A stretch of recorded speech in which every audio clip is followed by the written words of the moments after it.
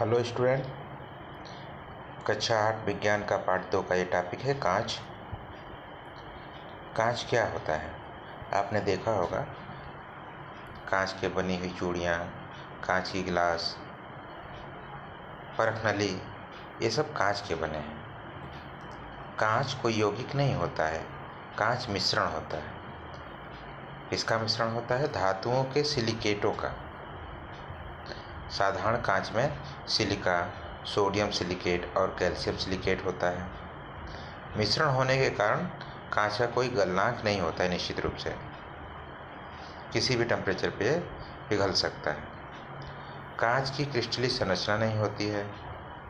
गर्म करने पर यह नरम हो जाता है और द्रव में बदलकर बहने लगता है। यही कारण है कि कांच को ठोस न कहकर अतिशीतित द्रव कहते हैं। कांच की कोई निश्चित संरचना नहीं होती है। इसकी गुणवत्ता इसके अवयवों पर निर्भर करती है। कांच के इन्हीं गुणों एवं संरचना के आधार पर ये निम्नलिखित प्रकार के होते हैं। पहला है साधारण या मृदु कांच। इसमें सोडियम कार्बोनेट, चूना पत्थर, रेत, ये इनको मिलाकर बनाया जाता है। इनका उपयोग बोतल, परख नली, खिड़की के शीशे आदि बनाने में किया जाता है। दूसरा है कठोर कांच। यह पोटेशियम कार्बोनेट, चूना पत्थर और रेत के मिश्रण से बनाया जाता है। इसका उपयोग फ्लास्क, बीकर, परख नली आदि प्रयोगशाला के उपकरण बनाने में किया जाता है। फ्लिंट या प्रकाशिकीय कांच। ये sodium carbonate, potassium carbonate, boric acid तथा सिलिका के मिश्रण को गर्म करके प्राप्त किया जाता है। इससे प्रिज्म तथा प्रकाशिक यंत्र के लेंस बनाए जाते हैं। दृष्टि दोषों को दूर करने के लिए चश्मों के लेंस भी फ्लिंट कांच से ही निर्मित किए जाते हैं। फोटोक्रेमिक चश्मा होता है जिसको हम लोग धूप से राहत के लिए प्रयोग करते हैं। इसमें कांच के साथ सिल्वर आयोडाइड मिला दिया जाता है। धूप में सिल्वर आयोडाइड विघटित हो जाता है और सिल्वर और आयोडीन में बदल जाता है। आयोडीन सिल्वर की परत चश्मे में लेंस को गहरा रंग प्रदान करते हैं और छाया में सिल्वर तथा आयोडाइड पुनः मिल जाते हैं। स्थायी रंग के लिए हम चश्मों में सीरियम ऑक्साइड मिला देते हैं, जिससे वह रंगीन हो जाता है। ये चश्मे आँखों को राहत देते हैं, लेकिन स्थायी रूप से जो रंगीन चश्मे हैं धूप में से छाया में आने पर साफ न दिखाई देने के कारण अनुपयोगी हो जाते हैं। इसलिए इनकी तुलना में फोटोक्रेमिक कांच ज़्यादा बढ़िया है।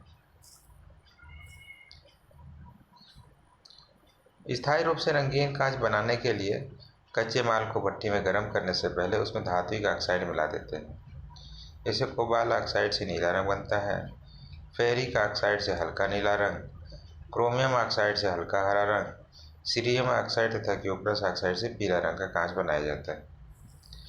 अगला टॉपिक है मृत्तिका। मृत्तिका किसे कहते हैं? तो मृत्तिका मिट्टी के बर्तनों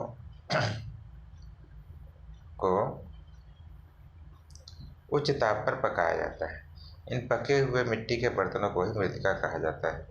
इसमें कुम्हार एक विशेष प्रकार की मिट्टी का उपयोग करते हैं, जिसे चिकनी मिट्टी या क्ले कहते हैं। गुथी हुई चिकनी मिट्टी को चाक के द्वारा कच्चा बर्तन का एक शेप बनाया जाता है, आकार बनाया जाता है, फिर उसको सुखा दिया जाता है। सुखाने के बाद उसको उच्च ताप पर पकाया जाता है। चीनी मिट्टी भी एक प्रकार की सफ़ेद मृत्तिका है। चीनी मिट्टी के कप, प्लेट, केतली, गाड़ियों के स्पार्क प्लग होल्डर, बिजली के फ्यूज आदि बनाए जाते हैं। आग्नेय चट्टानों में फेल्सपार खनिज के क्षरण से एक विशेष प्रकार की मिट्टी प्राप्त की जाती है। इस मिट्टी को बारीक छन्नी से छानकर जल के साथ आटे की तरह गूंथा जाता है और इसे कुछ दिनों के लिए रख दिया जाता है। फलस्वरूप यह पिघले प्लास्टिक की तरह लचीली बन जाती है। ऐसे मन चाहे सांचों में डालकर खिलौने, मूर्तियाँ, बर्तन, टाइल्स आदि बनाई जाती है। फिर इन्हें आकर्षक एवं सुंदर बनाते समय मिट्टी में धात्विक यौगिक मिला देते हैं। इससे रंग बढ़िया आ जाता है। तैयार वस्तुओं को सुखाने के बाद इन्हें एक भट्ठी में व्यवस्थित रूप से रखकर उस ताप पर पकाया जाता है। इस प्रकार प्राप्त वस्तुएं सरंध्र होती हैं।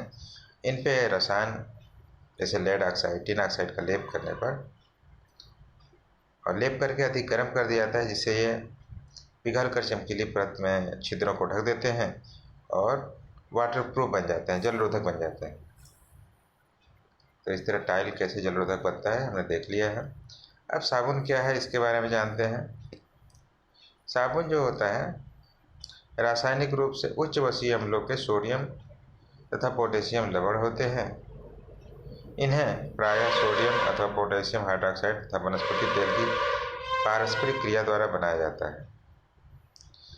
साबुन कुछ साबुन औषध के रूप में भी प्रयोग किए जाते हैं। तो जिन साबुनों का हम लोग रोगी प्रयोग करते हैं उसमें कुछ मात्रा में कार्बोक्सिलिक अम्ल, गंधक, नीम का तेल भी मिला दिए जाते हैं या खुशबू वाले पदार्थ ही मिलाए जाते हैं, इसलिए अलग अलग खुशबू के साबुन बन जाते हैं। अब हम बात करेंगे अपमार्जक क्या है। जब हम लोग बाज़ार से कपड़े धोने का साबुन बोल के ख़रीदते हैं तब दुकानदार हमको एक साबुन की टिकिया देता है। इस पर हम लोग साबुन अंकित नहीं देखते हैं। साबुन के रैपर पर डिटर्जेंट टिकिया लिखा होता है। ये डिटर्जेंट ही अपमार्जक होता है। ये कठोर जल के साथ आसानी से झाग देता है और कपड़ा धोने में काफ़ी मददगार होता है तथा रासायनिक दृष्टि से साबुन से भिन्न होता है। इस तरह ये पाठ खत्म होता है बच्चों। धन्यवाद।